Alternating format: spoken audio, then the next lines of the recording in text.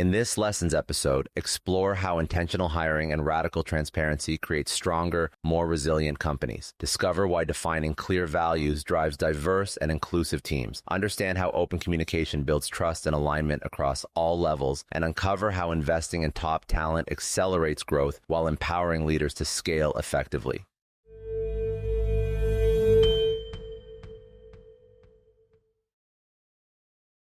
One thing that I was curious about was, how do you build a hiring process that supports that? So it's so simple. It's so simple to fall into the trap of, and this is not a good thing, but this is what happens when people, the incorrect interpretation of culture in a business is you're just hiring people that are similar to what you already have, which is, in my opinion, and what you just described, incorrect.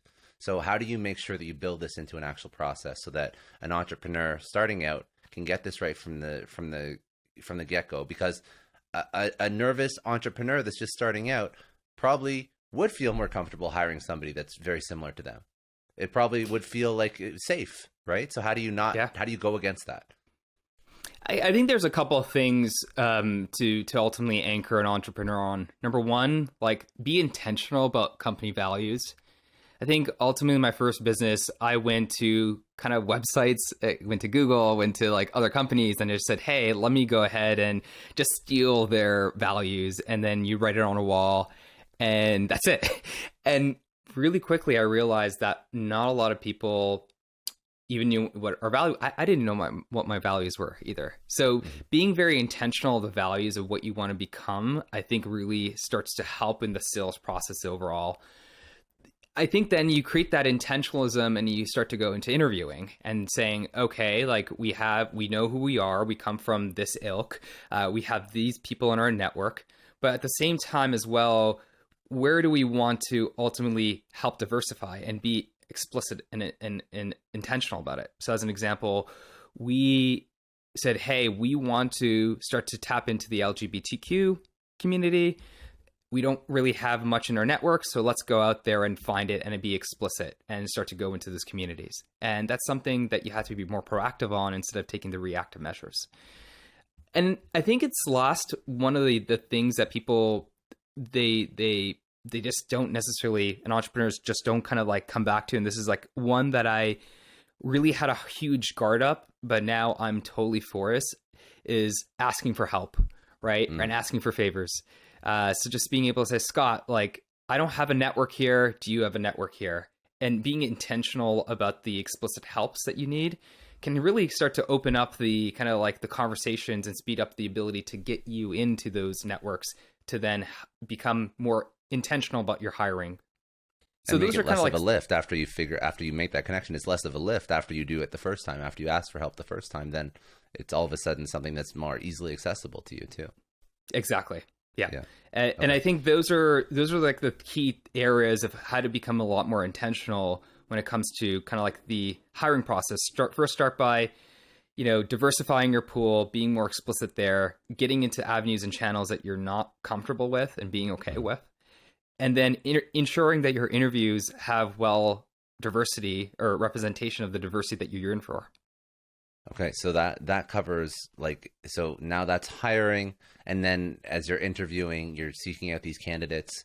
So hiring and interviewing kind of go hand in hand when you're trying to improve this aspect of your business. What about the transparency when it comes to both what you're looking for in a candidate as well as what the candidate is exposed to in your business?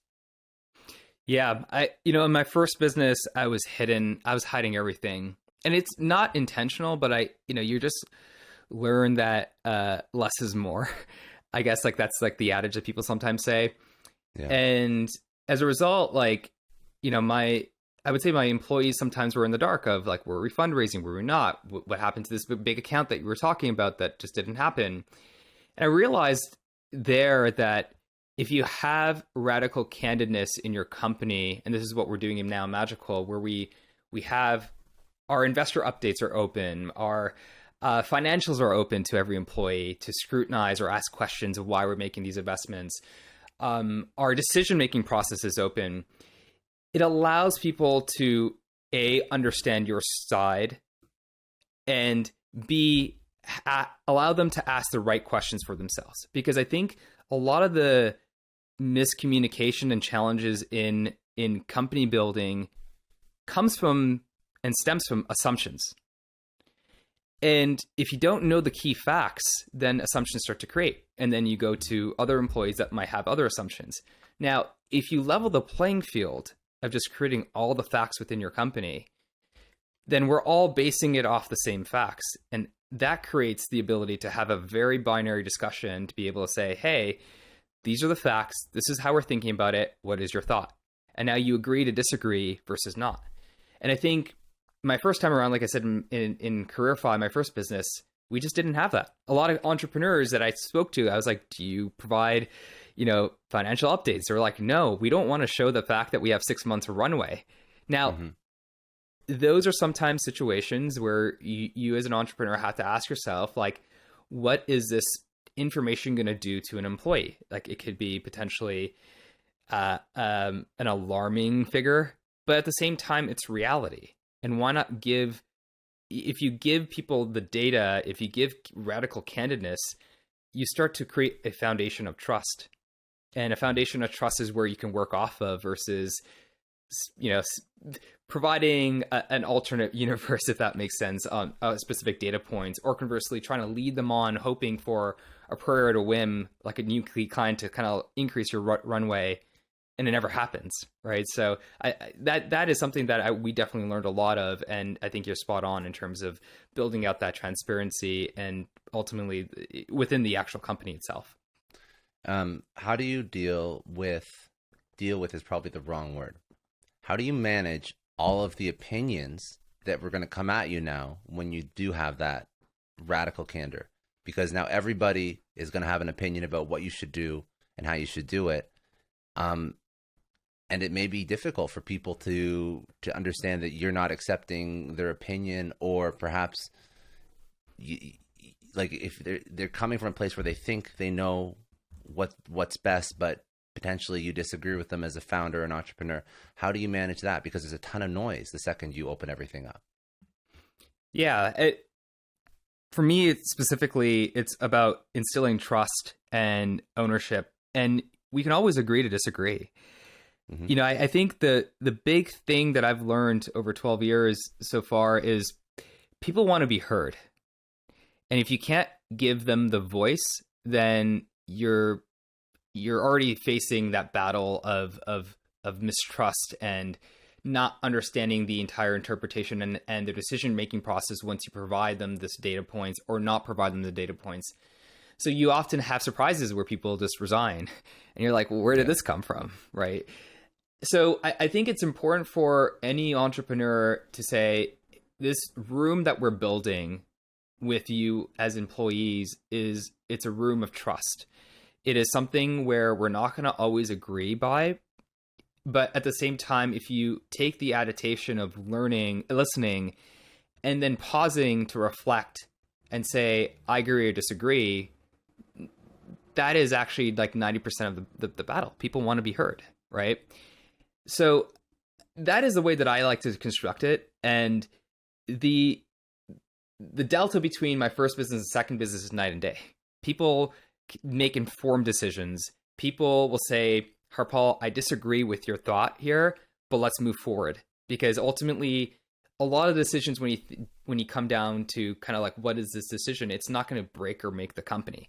Now, if it's a decision where you're going to make or break the company, i.e. you're going to sell the business, you're going to go for a fundraise, you're going to go bankrupt, you're taking on a key account that transcends the overall business, then I do think you need to kind of move slow and think long and hard about it and welcome those opinions to ensure that you have it. But most of these ideas, most of these decisions, there's always two doors. And if the door can allow you to come back, you can always kind of say, hey, you were right. Let's go now build this. And you now have a bedrock of information that you can now quickly speed up in order to kind of solve the solution again versus not going at all. So that's how I think about it. And as a result, like I said, like it's really elevated our ability to have a better employee experience in the company. That's smart. I like that. Okay. So you're hiring talent. Speak to me about investing in talent. So do you try and bootstrap? Do you try and find the cheapest option and train them up? Do you look for certain maybe soft skills as opposed to X experience with a certain hard skill or in a certain position? How do you go about that? I think there's always a trade-off depending on your financial situation. My first business, I was bootstrapped. I penny pinched. I come from immigrants, right? So we really try to stretch the dollar there. And I think what ended up happening is we really hired for like that can-do attitude, the hustle mentality instead of experience.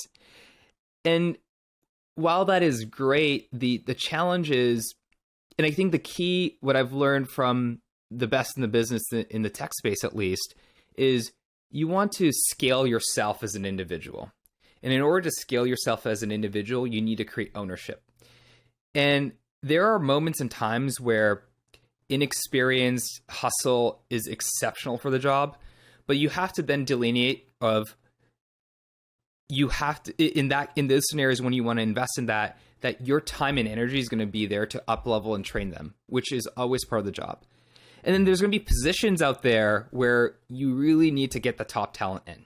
So what I like to do is I look at the job position or the roles or responsibilities and say, if this is going to really transcend the company or hinder the company, do we want to make a bet on someone that's going to be raw, have a whole bunch of hustle, or hire someone that has top talent?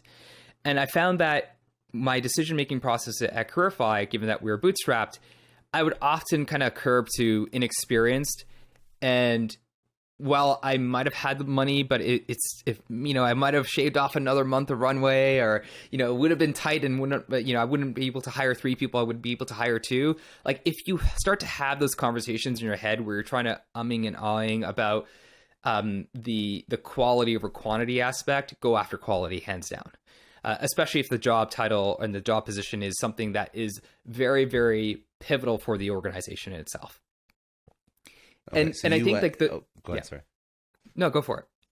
No, I was going to say, so Careerify, you did bootstrap, because I just want to highlight the difference. So Careerify, you did bootstrap and you were going for cheaper hustle. And then with Magical, you are hiring, you're trying to push your budget for the talent that you're bringing in, so that you aren't, as a CEO, as a founder, as an entrepreneur, spending your time trying to upskill these people. You're trying to get people that are walking in that do have the experience, especially in those executive or like key integral roles, right?